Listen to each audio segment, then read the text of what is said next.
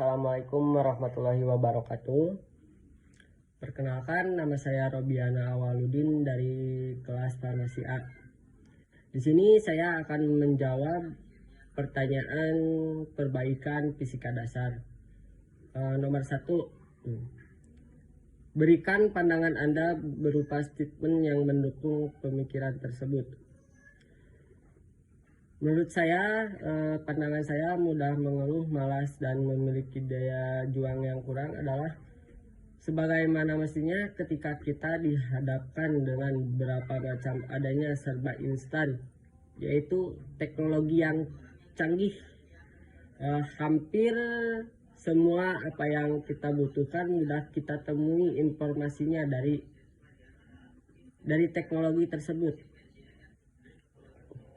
Jadi orang-orang tidak perlu repot-repot akan harus melakukan rutinitas yang semestinya dilakukan pada orang-orang zaman dulu.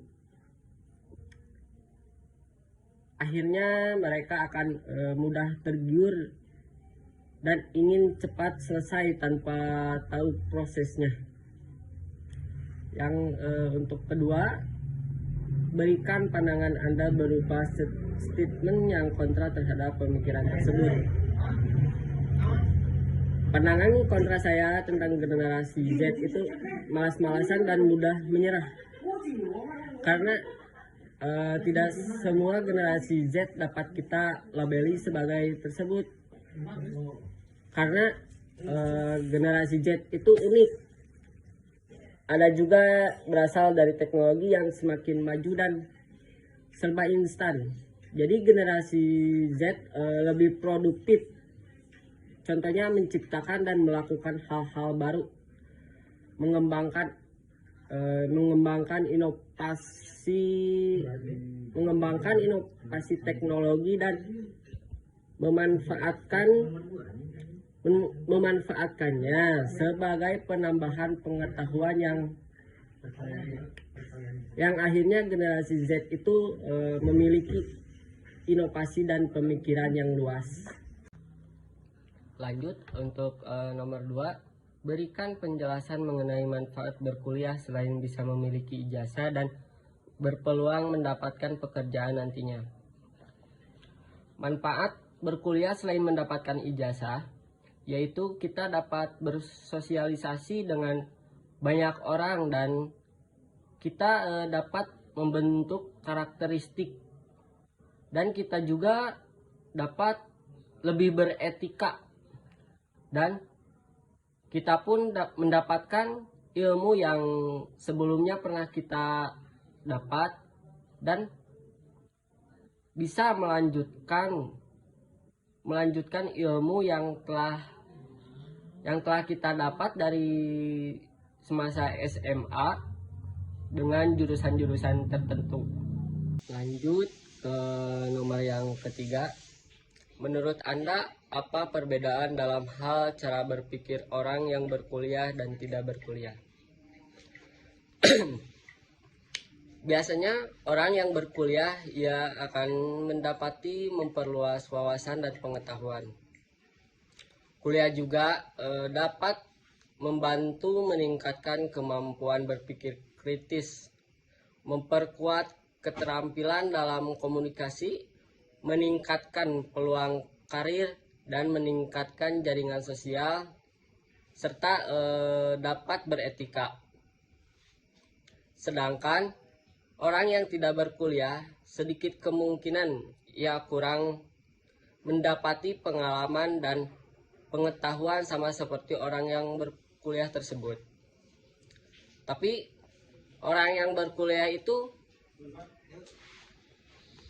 juga belum tentu tidak mempunyai pengetahuan, tetapi ia memiliki keterampilan jika orang tersebut memiliki keinginan untuk bekerja dan meneruskan bisnis dan lainnya juga. Lanjut ke nomor 4. Menurut Anda apa hubungan antara kemampuan berhitung dengan cara berpikir seseorang? Kemampuan berhitung sangat memerlukan ketelitian dalam memproses sebuah angka dan operasi matematika. Hal ini jadi dapat memperkuat kemampuan seseorang untuk berpikir dengan lebih hati-hati dan harus sangat teliti dalam konteksnya. Lanjut ke nomor 5. Tindak korupsi merupakan tindakan tercela yang merugikan banyak orang, di mana hal ini dilakukan oleh orang yang tidak memiliki integritas meskipun memiliki tingkat pendidikan yang tinggi. Soal yang poin A, apa yang Anda ketahui tentang integritas? Integritas adalah sebuah sifat kejujuran dan moralitas yang mengacu pada konsistensi antara nilai-nilai yang dianut seseorang dan perilaku yang mereka tunjukkan. Poin B, berikan contoh sikap mahasiswa yang tidak berintegritas. Contoh sikap mahasiswa yang tidak berintegritas biasanya melibatkan perilaku yang melanggar nilai-nilai kejujuran, moralitas, ataupun etika. Lanjut ke poin C. Apakah Anda bisa dikatakan mahasiswa yang berintegritas? Mungkin saja iya, karena mahasiswa yang berintegritas adalah mereka yang menunjukkan kejujuran dan konsistensi dalam tindakan mereka, baik dalam lingkup akademik maupun di kehidupan sehari-hari. Lanjut ke poin D. Menurut Anda, mengapa mahasiswa dilarang mencontek? Apa dampak ke depan bila mayoritas mahasiswa terbiasa dengan budaya menyontek? Mahasiswa dilarang mencontek itu karena melanggar prinsip integritas yang tadi tidak jujur dan menghambat pengembangan kemampuan mereka.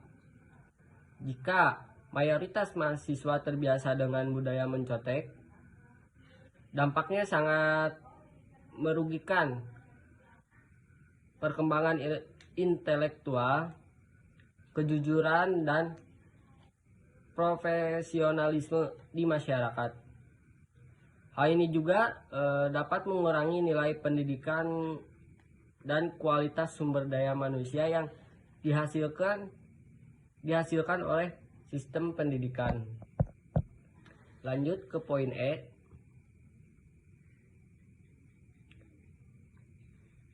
Pendidikan tinggi tidak selalu menjamin moralitas atau perilaku yang baik. Faktor-faktor seperti tekanan sosial, lingkungan, nilai-nilai pribadi, dan keadaan ekonomi juga memainkan peran dalam membentuk perilaku seseorang. Lanjut aja langsung yang terakhir, nomor 6. Bila kamu tidak tahan dengan lelahnya belajar, maka kamu akan menanggung perihnya kebodohan. Imam Syafi'i. Pertanyaannya, apa yang bisa Anda tangkap dari pernyataan tersebut? Bahwa kesediaan untuk mengatasi kelelahan dalam proses belajar adalah kunci untuk menghindari konsekuensi negatif dari kekurangan pengetahuan atau kebodohan. Hal ini mengajak untuk memiliki tekad dan ketekunan dalam usaha belajar guna menghindari resiko ketidakpahaman atau kurangnya pengetahuan. Mungkin cukup jawaban dari saya. Mohon maaf bila ada kekurangan ataupun salah. Wassalamualaikum warahmatullahi wabarakatuh. Thank you.